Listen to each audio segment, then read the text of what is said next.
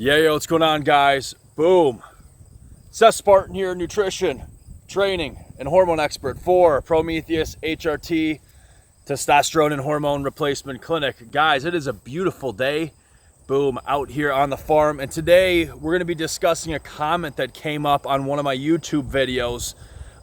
This comment was so good, I had to do a video on it. Okay, so I haven't talked about this directly in my videos. What are we talking about? We're talking about pituitary gland tumors from any either growth hormone releasing peptide, growth hormone releasing hormone peptide, MK-677, or even things like, and this is where it was first noted in the medical literature, things with like Triptorelin, or basically guys, any peptide hormone or any agonist hormone, whether it's for growth hormone, LH, FSH release, anything that binds to the pituitary gland long term or in a very powerful fashion, the risk of pituitary tumor. So guys, amazing question, great topic. I haven't talked about this, so you're going to want to watch this video to the end. And yes, I just got out of the hot tub, so I'm looking a little bit more crazy than usual with the hair. And yeah, maybe I'm going to have to shave it, or maybe I'm going to do something different. I don't know. Or maybe I'm going to hop on a plane to Turkey and get a hair transplant. I don't know, but that's not why you guys are here today. Today, let's talk about this question. Guys, if you haven't already, go and sign up.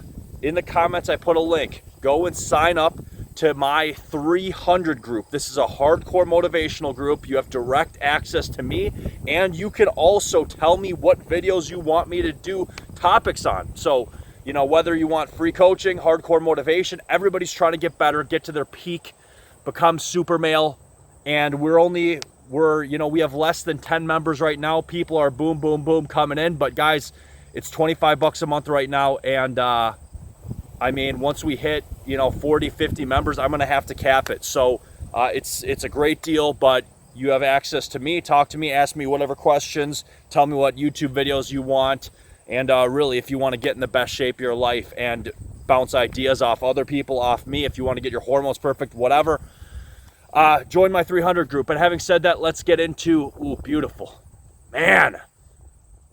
summer day here at the farm. I'm in farmland, Wisconsin. What is this video on again? All right, I'm kidding. Pituitary gland tumors. So this was first noted, guys, in the medical literature. I'll have to attach a study for you in the comments, okay? But basically what we saw, or what we see in the medical literature, guys, and I'm just being 100% blunt with you guys, is that what we see in the medical literature, things like either Triptorelin or other powerful, long-acting pituitary gonadotropin releasing hormone agonists. Okay, people use Triptorelin or other agonists to basically shut down or use to chemically castrate the pituitary gland so that they don't accelerate prostate cancer. Okay, you need to look up what Triptorelin is, and GnRH agonists, or gonadotropin releasing hormone agonists. Now, so this is meant for, testosterone production, other things, but this is basically what you need to know of the medical study. I'm trying to sum this up as easily as I can. In these studies, when they gave elderly men these crazy, and I mean insane dosages of Triptorelin-like compounds, they have many different compounds that function like Triptorelin. Basically, they give them a humongous dose. The pituitary basically overloads and super desensitizes. What happens is that the cells don't respond anymore because they've been so overloaded, okay? It's like throwing a flashbang, so to speak, okay? So anyways, and this we're talking humongous dosages, hardcore desensitization, okay, on the pituitary gland.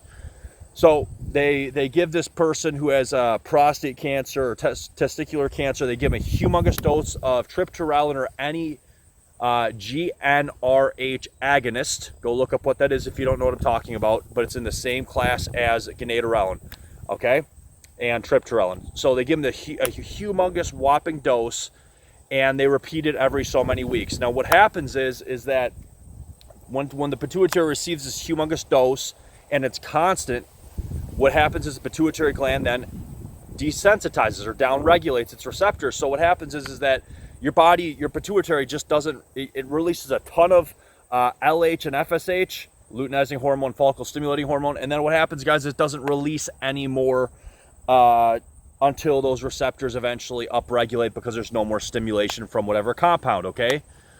Now, and I want to do a video on triptorelin, okay? Because, you know, at low dosages, it can boom, give a huge stimulation, wake up the pituitary to start producing LH and FSH, which increase testosterone and sperm production. People, bodybuilders and other people that have been on steroids use that to come back. But we're not talking about micrograms. We're talking about milligram dosages, okay? Huge milligram dosages, like 6 milligrams, okay? Something crazy like that. So in regards to these logs, what happens is that not all, but some people who get these insane dosages of triptorelin-like compounds, okay, GnRH, huge doses of these agonists, they form pituitary tumors, okay, because for whatever reason the pituitary is so overloaded and it can cause tumor growth. Now, I don't have any other data on CJC 1295 DAC, on GHRP peptides, long-acting stuff like, so CJC 1295 DAC, it's long-acting, MK-677, long-acting, stuff like that. Or even if you take too much GHRP or whatever else, just bang, bang, bang. Guess what? I don't have any research to support this, but I believe this is 100% true, is that not only can this apply to stimulation on the gonadotropin GnRH receptor sites, but also on growth hormone releasing hormone. It makes sense, okay? So the thing is that it's possible, theoretically possible, if you smash humongous dosages of any compound that stimulates the pituitary or even testicles, if we're talking huge amounts of HCG, it is possible to cause tumors, either pituitary tumors or in the case of the testicles, you take humongous dosages of HCG long-term, testicular tumors, okay? These are non-cancerous, but it's possible, okay? Because it's just the overload and then it can respond to that, okay? Are pituitary tumors from triptorelin rare? Yes. But can they happen? Yes. Now, should you be afraid of taking MK-677, CJC, triptorelin to restart your hormone production, gonadorelin, samorelin? Should you be afraid of taking anything that binds the pituitary to increase either HGH or testosterone production versus an increase in, or from an increase in LH and FSH? I'm going to tell you guys no. What you should be concerned about is taking humongous, whopping dosages long term. If you're taking, guys, and this is a caution to people using MK-677, if you take humongous dosages of MK-677, I have done this before. I think I've taken like almost 100 milligrams a day, okay?